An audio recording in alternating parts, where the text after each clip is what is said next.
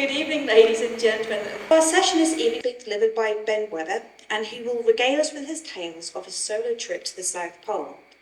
On the 13th of January this year, Ben reached the South Pole after a 58-day, 700-mile trek alone across Antarctic ice and snow. Now, born in Orkney, where his parents lived in Stronsay, and then at Stromness, he decided 9 years ago to develop a new pattern of life.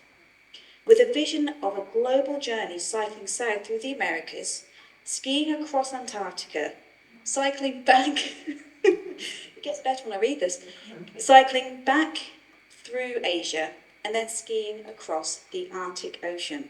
He has now returned to Orkney to tell us his story, and after our session today, I highly recommend looking at his website, which is polarwebber.com, to find out more about some of his incredible expeditions. So I'll hand over to Ben, and if you can keep your questions until the end, that'd be much appreciated. Thank you very much.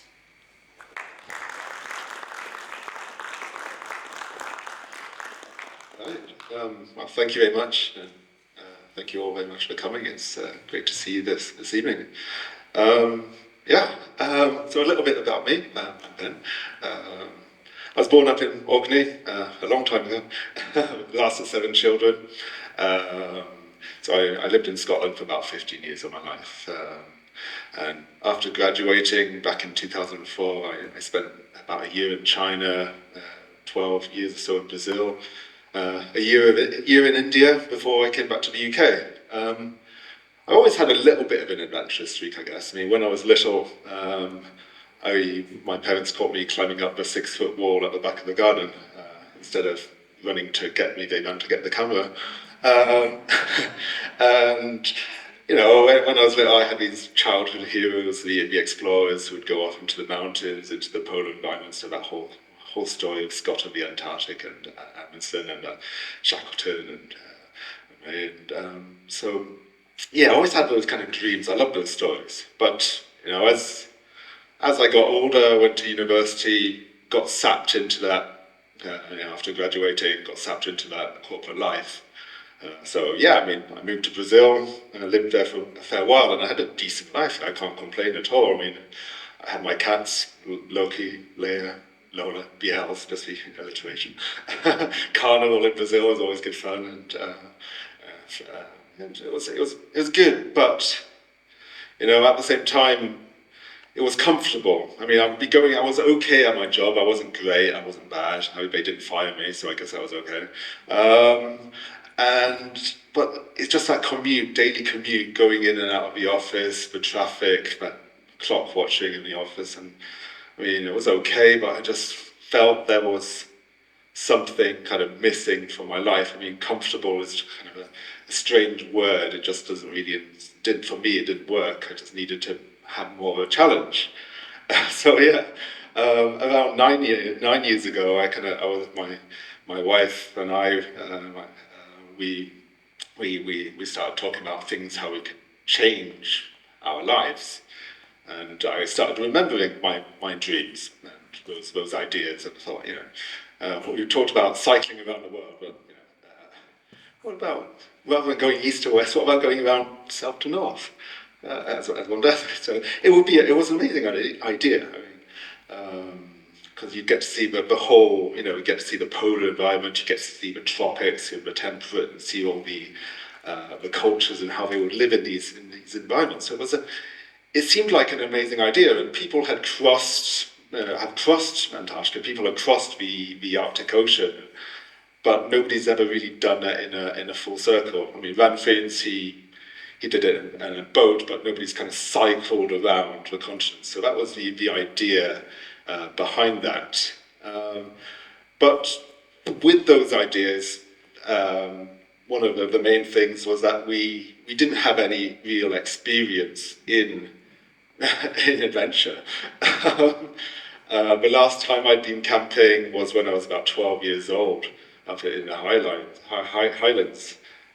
My wife, she was from Brazil, in Sao Paulo, so about plus 30 Celsius all the time.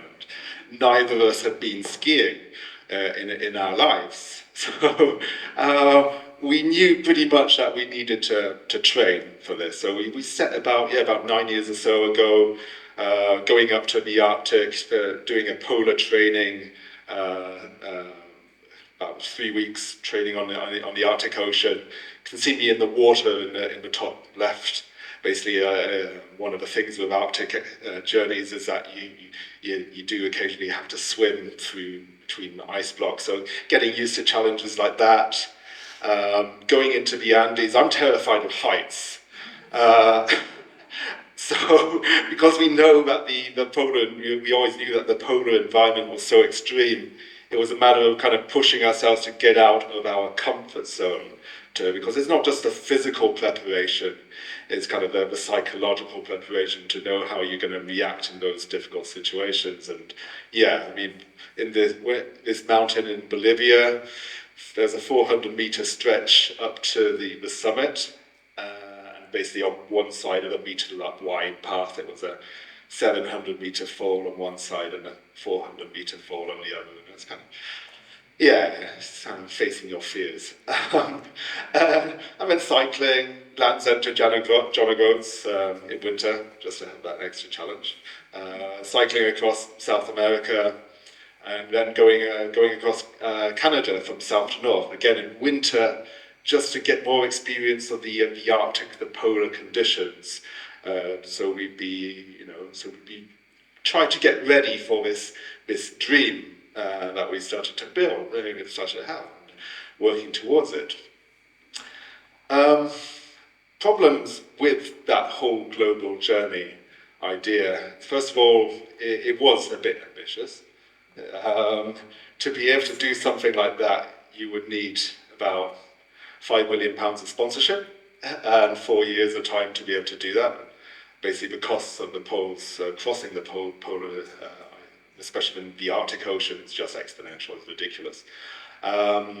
We managed to get some minor sponsorship for the Canada journey and the cycling in Latin America, but mainly it was basically self-financed, and we quickly ran out of cash, especially after I left my job. And with that, I started to get depressed. Natalia and I, we split up, but that didn't help my mental state. And we're actually better friends now, but I guess it's kind of 5 months in a tent together, just to. But yeah, I was getting a bit depressed. I had to go back to Brazil to pay off my debts and get my old job back. Fortunately, they gave it to me, which was rather nice. But the kind of the dreams of that global journey basically started to fade away, which was bad. And then about 5 years ago, my mother passed away, which was a bit of a shock. It was a very sudden diagnosis of cancer, but basically about a week after she was diagnosed, she passed. And yeah. It was all a bit of a shock for the entire family. But Mum had always been very supportive of the journeys and all the expeditions. And I remember going with her to the Maritime Museum down in London to see the Franklin exhibition. And she was kind of saying, "Well, you should go back. Don't you miss it being up in the ice and the Arctic?" And so when she passed, it made me kind of think and return to the ideas, but still looking at, still needing to go back to the polar environments, but something a bit more feasible. Returning to the ideas of the South Pole. I mean, the South Pole itself is just a massive challenge. It's the highest continent in the world, it's the driest, it's the coldest, it's the windiest. It's basically a complete desert. Aside from once you leave the coast, well, the coastline is, the outer coast is incredible, but the inner coast is inside of the continent is just frozen wasteland, for want of another word. But my experiences from that global journey, I just was getting sponsorship. I mean, that's kind of soul destroying, because you speak with a company and you think they like the ideas, but then the contact, they disappear. those hopes. It's the hopes which are a torture, and then those hopes kind of go. So I just wanted to not be any dependent on any sponsorship, and I was lucky in that when I left my job to do freelance work, and I was lucky that it managed to work out to be able to save a little bit to work towards this. And the other idea about this was basically being as independent as possible. I didn't want to do it resupplied, just basically pulling my food and equipment from the start. But to do that, it wasn't quite so simple. If anyone's seen Lord of the Rings, sorry, I'm a geek. Despite all the experiences, I still had to do plenty more training. So last year, before going to Antarctica, I probably spent 2 more months in polar conditions.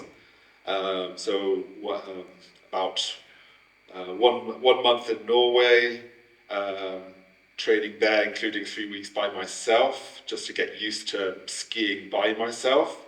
I'd always been skiing with other people, so the time by yourself is kind of, again, it's not really more for physical, it's all the psychological. It's very different being with just by yourself and even one other person. And also going to Greenland, so I spent about a month in Greenland crossing that.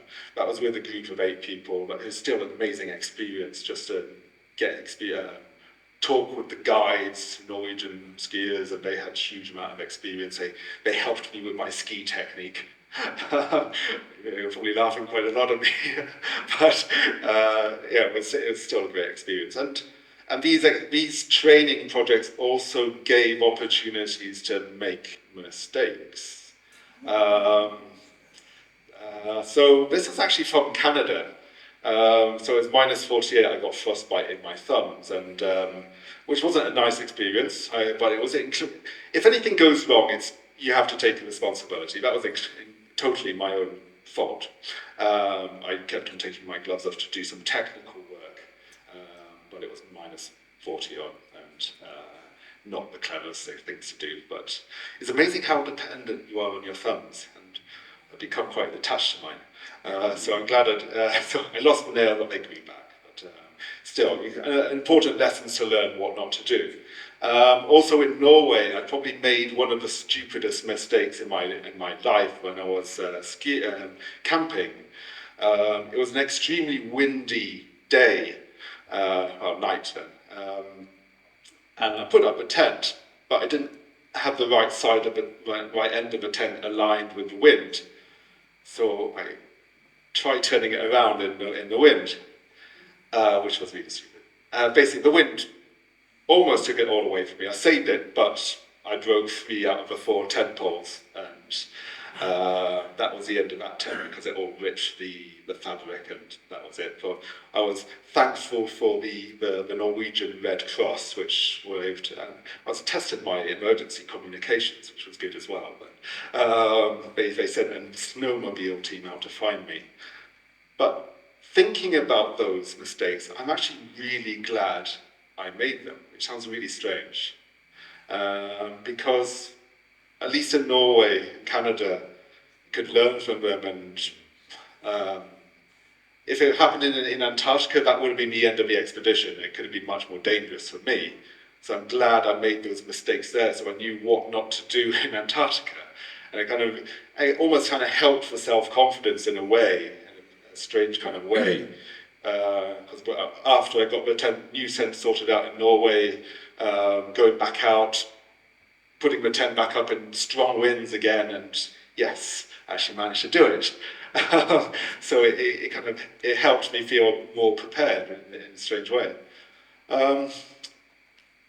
As well as the physical training and the technical, there's also a massive amount of preparation which I needed to do with the equipment, the food, and what was I going to bring. So what type of tent was I going to use? I'd always used a dome tent before, which was great, but hard to put up by yourself. The sled, you can see the sled in the middle, Polk. I had to go to Norway to Svalbard to get it. Various reasons for that, but it was quite a trek. communications, sorting out what kind of communications I was going to use, satellite phone, how I was going to charge them, the solar panel, batteries, my medical kit as well, and of course food. On an expedition like this, you're burning around 7,000 calories a day just skiing along. So you have to work out your diet. So basically, I had about 6,400 calories of diet. So I knew I was going to lose weight, but not too much, hopefully. And then you have the balance of carbohydrates and protein. So you almost become a nutritionist in the preparation for this. So it's definitely a learning experience. And then there's all these little details which kind of build up, which you want to get right to try and make your life as comfortable and easy as possible on the ice. So one of the things, say with the kettle, so this pot, that was what the group used in Greenland. The problem with that pot, when you take the lid off, a massive amount of water vapor comes out and it fills up the tent. And it wastes energy from the stove, and you don't want to spend too much fuel heating all your pots. So you've got to think about ways to do it. So one of the things was with the kettle. I've got these two kettles here, for example, and they look pretty similar to each other, though it's just the little details which are really important. And I mean, they're about the same size. I think they're both about 7 liters. But there's a couple of things. You can't really tell which one to look at, first of all, which one is the best. But then you look at the lids, and you can see that lid on the right is tiny. So this one on the right. So when you're trying to get, I'm going to have to put in snow into the kettles. So if I was trying to get snow into this one, it'd be really hard, big chunks of snow. It'll be much harder, whereas this one is easier to put snow in. So this one also, see the top, the handle here, that doesn't budge, whereas this one. Yeah, so the video cut off. The point of it going up and down is that it's more moving parts which could break. So you don't want the handle breaking on you, because that will just make your life much harder when you're pouring it out. So kind of little things like that which kind of add up. And then practicing with the equipment. As I say, I changed tents, so I moved to this Helleberg tent, which just basically going over and over again, putting it up, taking it down, so I could almost do it with my eyes shut. So it's actually, it's so much easier than the dome tent when you're by yourself. It's kind of there's inner and outer tents, and they're all connected. But basically, able to put it up within 5 minutes, so you don't want to get cold while you're putting these things up on the ice. And then, as I say, the sled, it weighs a lot. I mean, it's about 135 or 140 kilograms in total. So we're trying to work out ways to reduce the weight. So with the dehydrated meals, I had about 150 of those packets. Now, had I taken the original packaging, that would have been an extra 5 kilograms of weight. So basically transferring it all out into smaller, lighter bags, and I would just put them into my food flask when I pour hot water into it when I was eating, and doing that saved 5 kilograms, and that was, makes a difference.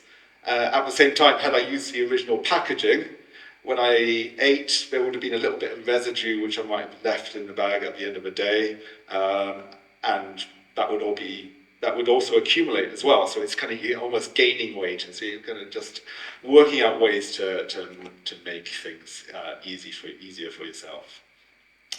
More training, so I moved to Cardbridge, just near Aviemore, which is a good place to live. I was pretty isolated for about a year, which helped with the psychological preparation. I was almost like a hermit, either training or working or going up into the mountains, cycling. It was a good place to live. And then one of my favorite training exercises, which I came to love after daily repetition. Alright, here we go again. Another day, another tyre pulling session. Tired out. After 3 days of, well, rest, I wouldn't call it rest, going up to Svalbard to get the polk. Actually 4 days. I went on Friday, but on Thursday I had so much work to do. I had to deliver a couple of projects before going up to Stromness. So 4 days of recovery, rest. So need to make up for that. And so here we are again. Same old track, same old tyres, up and down, up and down. Oh, good. 3 hours or so today? Yeah, let's do 3 hours. Yeah, so much fun.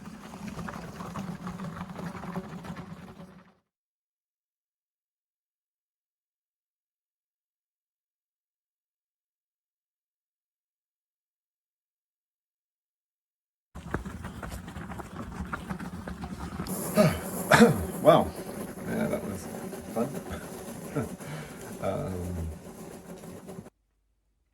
Yeah, feeling good. Feeling good. In fact, I'm not sure if that's a good thing or a bad thing. I guess it's good, reflecting, improving fitness, which it needs to be improving, but I feel like I should be feeling more tired. So I think I might have to increase the weight. Another tire. Yeah. And the day after. So that was basically the last 2 months with 4 times. I didn't increase after more than 4. Well, that was an answer. So, yeah, there's a finite amount of time to prepare, so I had to get in as much as I could before heading over to Chile, Patagonia, where I waited before flying to Antarctica. So the expedition is in the western region of Antarctica, starting just the inner coast, but south of the peninsula. So Antarctica's funny, it's got 2 coastlines. It's got the outer coast and the inner coast. The outer coast is where the ice shelf meets the ocean, but the ice shelf is floating on water. The inner coast is where the ice shelf meets the the landmass. So expeditions from the coast, even though you can't see water, that's the kind of the technical part. So basically where the Orkney ice shelf met the actual continent. Flew to a base called Union Glacier, and starting point was a place called Hercules Inlet. So with the journey, it was strange. I always thought in nautical miles, just because each degree there's 10 nautical miles, 60 nautical miles. And so you kind of looking at GPS coordinates, you know exactly how much distance there is to go. So it's just, but you can see it wasn't directly south. So at the start, out of Hercules Inlet, there's a big crevasse field. If you went directly south, you don't really want to end up in there. And same, there's a huge crevasse field once you get to 86, 87 degrees. So you have to steer slightly west of that to not, you don't want to fall into that. Field Corner is basically a halfway point. It's where it's an unmanned base used where planes refuel, and occasionally some expeditions also resupply there as well. And you also get the Field Mountains, which make it great. Basically, at the start, you have a lot of eye candy, you get mountains. But then after you get past the 3 sails, then it's nothing. You can see the Field Mountains in the distance, and then it's more of nothing. It's kind of pretty flat to the eye. But at the same time, you're still climbing. So there's a lot of climbing at the start. It peters out a little bit, but then the plateau, the South Pole, is around 2,800 meters, so about 7 feet. Turns out actually about 9,000 feet, something like that. Yeah, so there's a lot of climbing to do over the journey. To get to Antarctica, you have to work with a company called Antarctic Logistics and Expeditions, ALE. So that base at Union Glacier, that's their base. It's a private base. ALE, they support all expeditions. So they have to approve expeditions. For them to approve me, I needed to do the solo journeys. I needed to have as much experience as I could. ALE, they have the blue ice runway, which they land with these Ilyushin aircraft, and I flew in on a 757, so it's a big base. 100 people work there, and they cater for people going up into the mountains, because people climbing the Seven Summits with Mount Vinson, and other people flying to do the last degree, so the last 60 nautical miles to the pole. They fly them off. They have a base at the South Pole itself. I had to call them every single day to give them my position. ALE would send a plane to find me if I didn't call in. If I wanted, they could organise a resupply.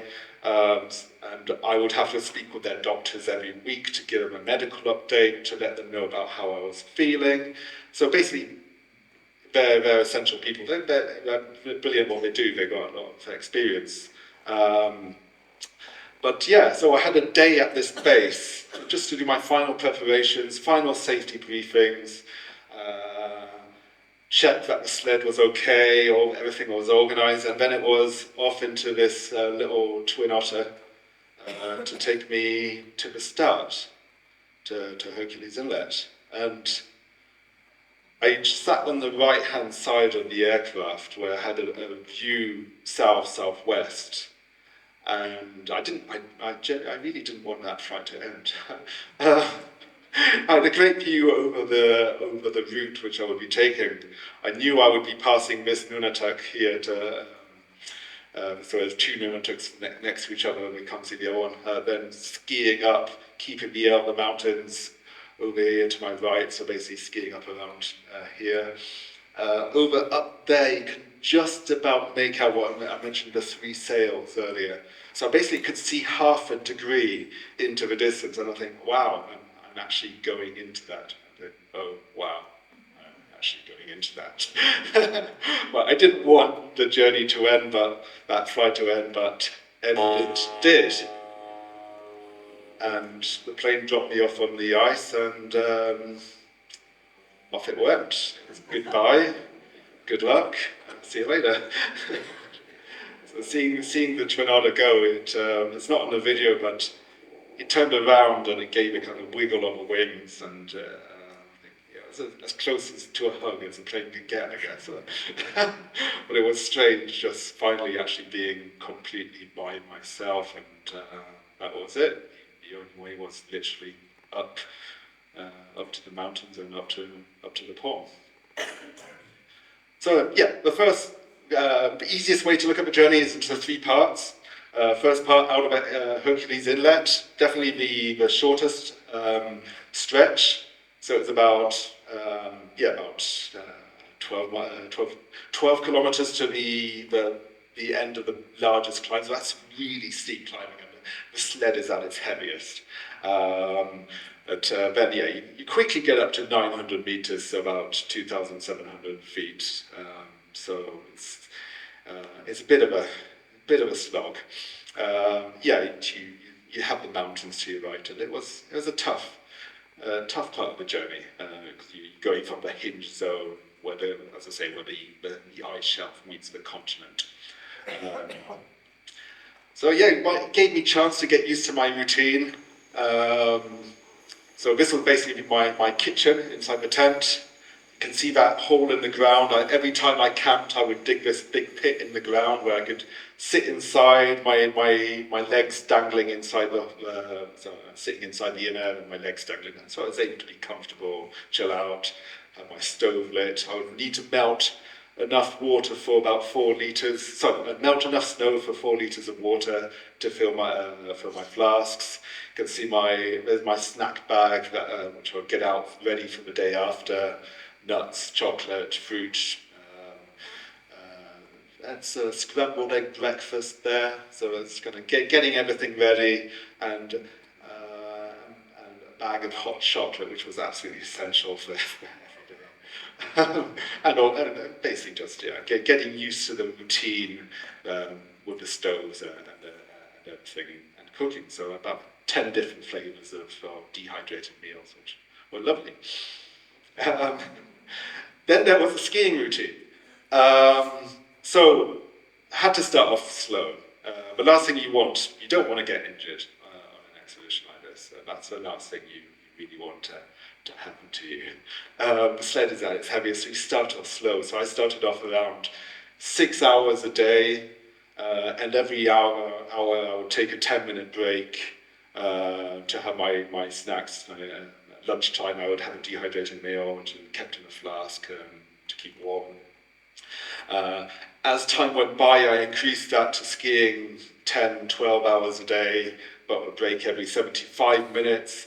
But just, as you get into the swing of it, so again, you can't go too fast, especially when the climbing is so tough at the start. Conditions were good at the start. You can see the mountains over there, the Ellsworth Mountains and the Nunatak, which I passed, which you can see from the plane.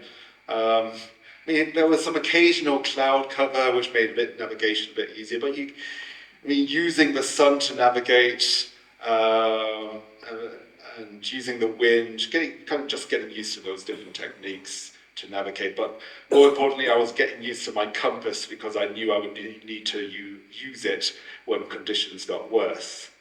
So basically just getting into the swing of it. And it was going all right for about 3 days or so. But remember what I said about not getting injured. End of day 5. Oh gosh, today was hard. So I've been having this pain in the neck. Feeling okay, it's just my neck. My neck is so painful. Oh God. Turning my head. Yeah. When I did that earlier, it was basically like a burning sensation. Yesterday, even started a little bit before yesterday. Yesterday was bad.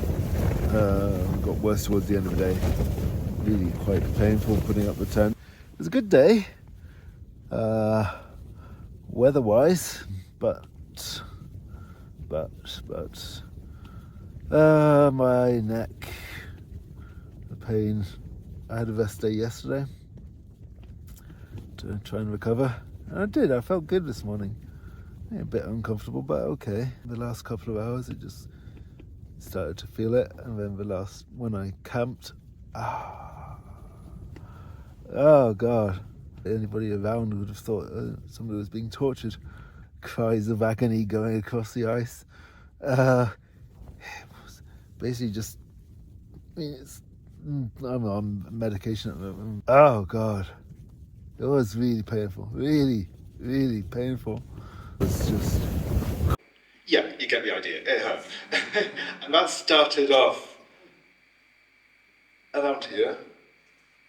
So I had a fair bit to go.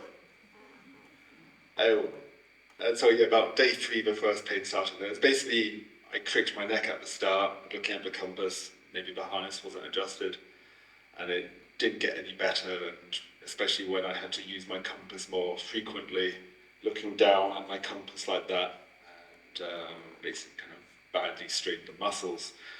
So that wasn't the best, but starts which I could have wished for. But at least I got past the first phase of the journey up from Hercules Inlet. So the second phase, getting to Thiel Corner, that was okay. It looks steep in that profile, but it's not that bad. It's only about 1,200 feet of climbing over 300 miles. So it's more gentle, bits ups and downs. You don't really notice the downhills. You definitely notice the up ones, but at least some progress was being made. I was able to get past the three sails and started to get to see a little bit more about what Antarctica had to offer. Some of the storms. I mean, I was kind of lucky with the weather. The worst I had was about 70-knot winds when I was camping. So it was. I mean, this was a mild day, I guess. And still, it could be pretty brutal. And at the same time, sastrugi. Anyone come across sastrugi before? So sastrugi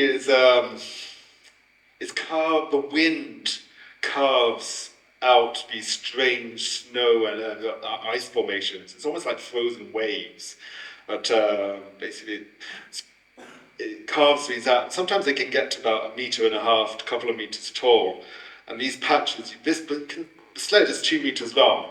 So you can see it's difficult to see the perception, but there's a huge kind of meter deep hole there, and then that patch stretched back a good few meters. But these patches stretching, for miles on end, and you'd have to work out how to navigate your way through them, how to get that heavy sled through them, and you can see almost on the right hand slide is a bit, you can see the sastrugi just stretching back.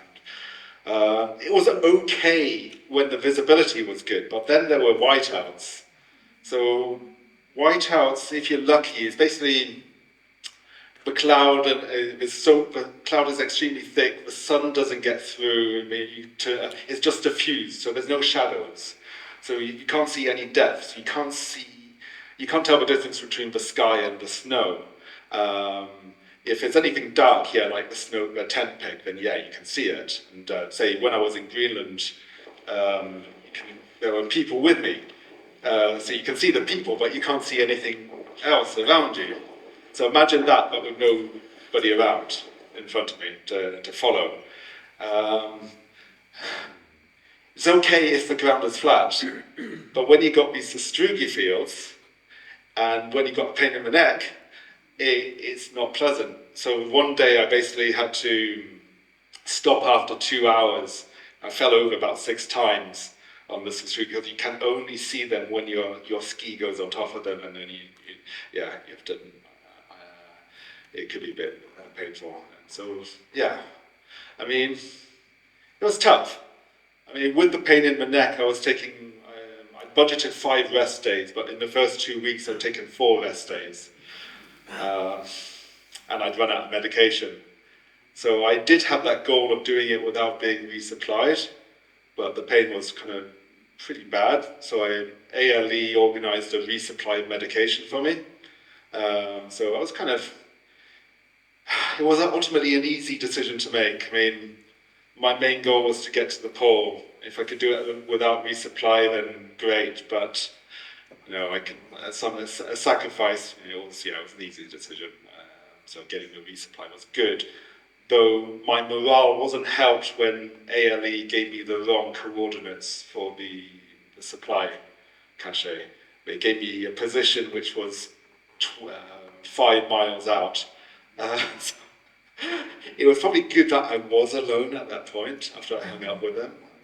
But my choice of language, I wasn't a happy bunny, let's say. But I was happy when I eventually got to the resupply. That was okay. But still, I mean, with all of that, I did have thoughts of giving up, definitely came into my mind, with the pain, but the resupply helped. And then, I guess with the planning, I thought about ways I could motivate myself when I was on the ice. And having a chocolate liqueur advent calendar was nice. It was a nice treat at the end of the day. But you can see how happy I was. It did help. And I started to make progress. I suddenly able to increase the speed, started to tolerate the pain a little bit better. I even managed to pass. So a couple of teams started at similar times to me, and they passed me on the ice. we kept in contact with each other by our locator beacons. And when I was able to pass them, I actually see them at Field Corner, the halfway point, which was kind of it was a nice morale booster to get there. And yeah, but at the same time, despite getting there, still I was no longer unassisted, and I needed to take another rest day there. So that was 5 out of 5 rest days used, and I'm still only halfway. So yeah, spoke with ALE and organised for them to give me a resupply later on towards the pole in the 88th degree. But at least I was on the final phase, and it was going up to the plateau. So it looks like it's, I don't know, it does look gentle, but it wasn't. The first day out of the half out of Steel Corner, it was flat.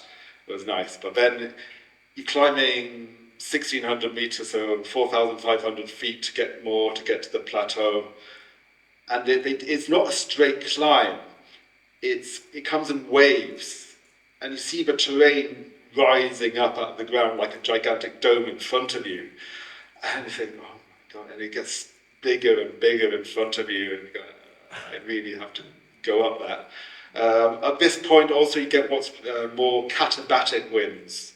That's where the cold air descends from the plateau, and it's a heavier air mass, and it descends the plateau down to the coast, and it speeds up on this stretch of downhill for a couple hundred miles. And with the faster winds, you get more sastrugi, because it's able to cut out more shapes of the ice. So the ALE called this area kind of Sastrugi National Park. It lived up to its name. And the final issue, also the plateau. It feels about a good 3,000 feet higher than it is. It feels more like 19,000 feet because of the extreme latitudes. The air is kind of thinner, the Coriolis effect, I think it is. But that's the explanation. So as you get higher, it gets colder and it gets a bit more breathless. So still plenty of work to do. So it's hard work.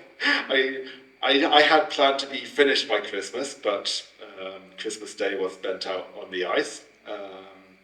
So again, trying to work out ways to keep celebrating, keep motivated and make a difference during the day.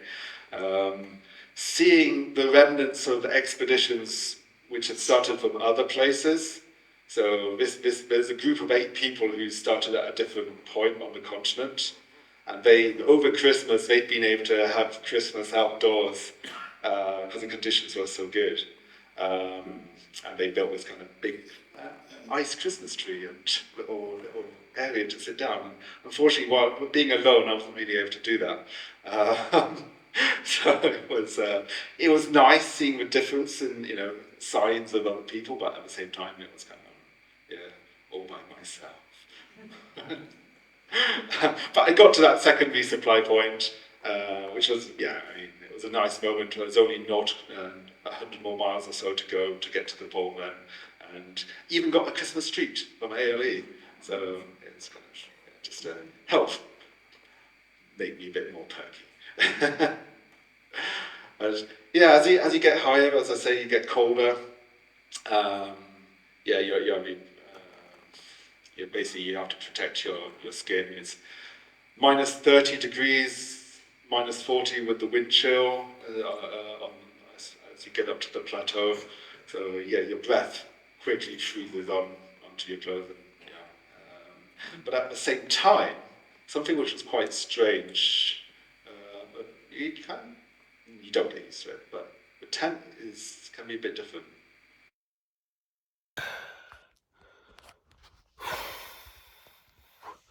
So 4 o'clock in the morning, can't sleep. It's so hot. So hot. It's completely still. It's minus 30 outside. But in here, it feels like it's roasting. 20 degrees, 25 degrees Celsius. Yeah. It's hard to sleep. But anyway, I have to get up for a long day today. Very close to the end. um, 33 nautical miles. So it's about, I don't know, 45 miles, 40 miles, 50, 60 kilometers. Yeah, 60 kilometers. And probably need to do it in 2 days because of flights back to Union Glacier and Punta Arenas. So, yay. It's going to be fun. Tired. Yeah, I was a bit tired, but I found out, 2 days ago that I had to get to the pole pretty quickly. I'm not sure if one of the things which I think about watching that, how quiet it was in the background. It was completely still, no wind whatsoever, and with no wind and the 24 hours of sunlight, and the tent just heated up. It's like a greenhouse. It just got so hot inside. I wasn't able to sleep inside my sleeping bag. I just had to lie down like that. And I had a face and a mask to try and stop the sunlight getting in, but it was still that heated up behind the mask as well. And so it's, yes, a bit of sleep deprivation as well. But I was getting there. You can see evidence of the colder conditions, the texture of the snow. It's very strange. Snow is a strange substance, strange water in general, but below minus 28, the snow becomes like sawdust, which makes it even harder to ski. You don't get your skis won't glide along, they'll kind of stick down, so there's more drag on the sled. So as well as the altitude, you have to deal with that.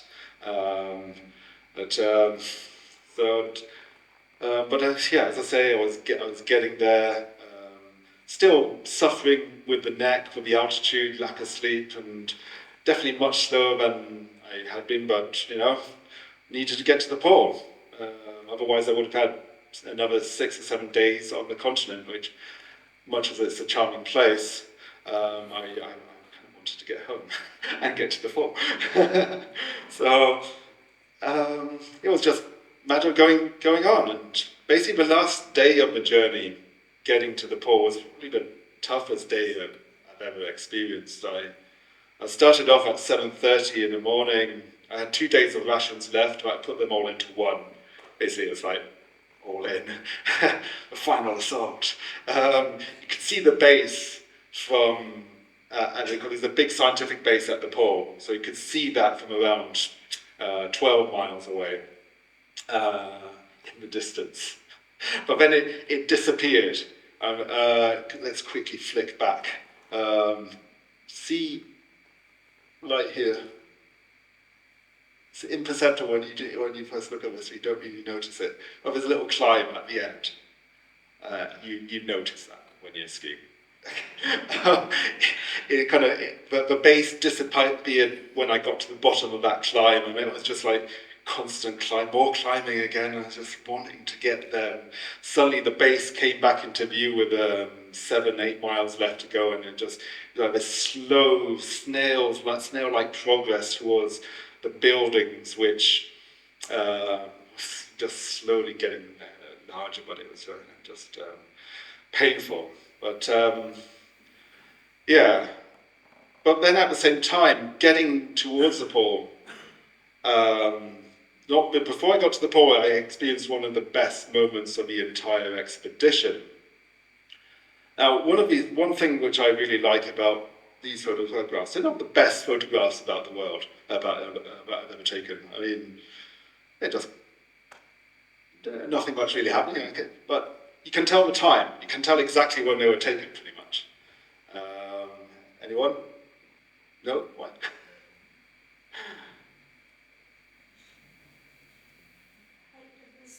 Pretty much. Yeah, it's definitely related to the sun, yeah. So you know I'm heading south to the pole, and the sun in the southern hemisphere is always to your north at midday. So as you can see, I'm heading south. So that the sun was pretty much directly behind me. I'm skiing into my shadow. So that photograph was taken at midday. This photograph, I'm still heading south. So what time did I take it? midnight. But the sun is not to my south, it's to my north. It's just on the other side of the world. And thinking about that as I got to the pole, suddenly the sun was in my eyes, and I think, what's happening? This is it was. I mean, obviously it had been happening during the expedition. I'd just been in my tent. I'd never been skiing that late, so this is after midnight now. So yeah, I was just really feeling, wow, I'm actually at the bottom of the world. It was a really surreal, cool feeling to getting there, and I just yeah, finally there. And, made it to the pole at 1:30 in the morning on the 13th. Pretty much exhausted, broken. Yeah, got to the station. There's a dining tent there, and about 20 other people who'd flown in to do that last 60 nautical miles, and they were all there having a fair few drinks, and it was kind of overwhelming suddenly seeing people and getting there. And I just pretty much collapsed. But still, I mean, it's still amazing to be at the bottom of the world. So when I called into my audio blog on the website, I was kind of pretty happy. Good morning, good afternoon, good evening. I am here at the South Pole. Oh my God. I'm smiling and crying and I'm exhausted. What a day. I started around 11:40 in the morning and arrived at the pole at 1:30 in the morning the following day. So it was a tough day. Just gentle climbing. It was just a slow. The conditions were beautiful. It was just so slow. And oh my God, I made it. I made it. It's so amazing to be here. The pain in my neck is getting incredibly bad, especially in the symptoms here. It helps. And I'm so happy to be here.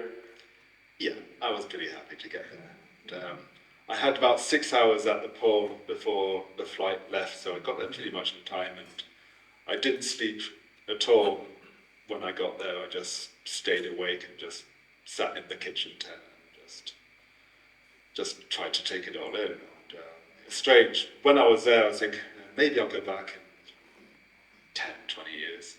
But then the moment I kind of flew away, I think, yeah, I need to go back sooner rather than later. It's dragging me back. So hopefully sooner rather than later I'll be able to do it. But anyway, thank you very much. I hope that was interesting, and if you have any questions at all, feel free.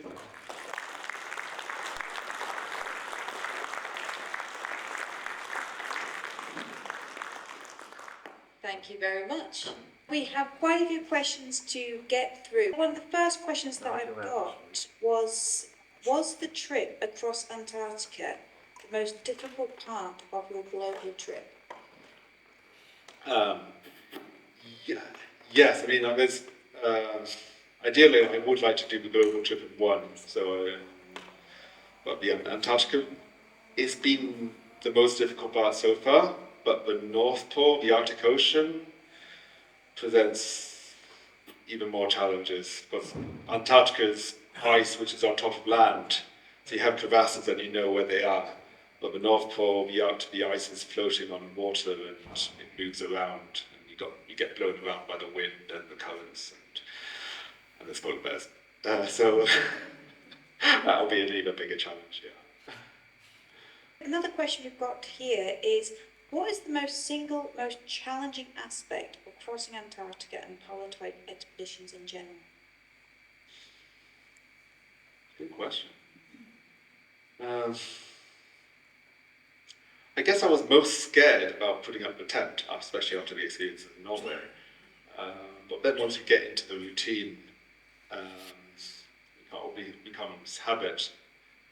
And I mean, even the solitude, I mean, you just get used to it, I guess, with the preparations, living by myself and being in pretty much middle of nowhere for a long time. It kind of helped me in that regard.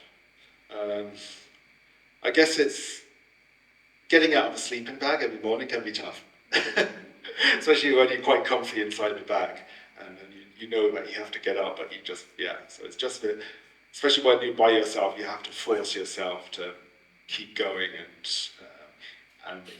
but the wind might be making a noise on the tent, but it's getting past that noise and you think, oh, it's too bad to ski, I don't want to ski today. But it's getting over that and just keeping going. That's probably the hardest part, just try. And just before the presentations, then we were talking about being in solitude and the challenges of getting earworms and having the same song repeating over and over in your head when you're going through. So yes, keep yourself company must have been. That's right. Yeah, because I didn't listen. I didn't put headphones in when I was skiing. Basically, I just underneath the goggle straps, just found it uncomfortable. So I had these earworms. So any Pink Floyd fans, I had echoes in my head, echoing again and again and again, on basically just a 20-second stretch of the lift of the tune, and then maybe 5 days later I would think of something else. But getting back, it was irritating, but at the same time it was kind of helped the day go on, kind of skiing along and dancing along at the same time. Trying to work out ways not to go completely mad. I'm not sure how that worked. Ben, thank you so much for that. It's been brilliant. And I hope you can all join us in the foyer, and thank you very much for coming out tonight. Thank you.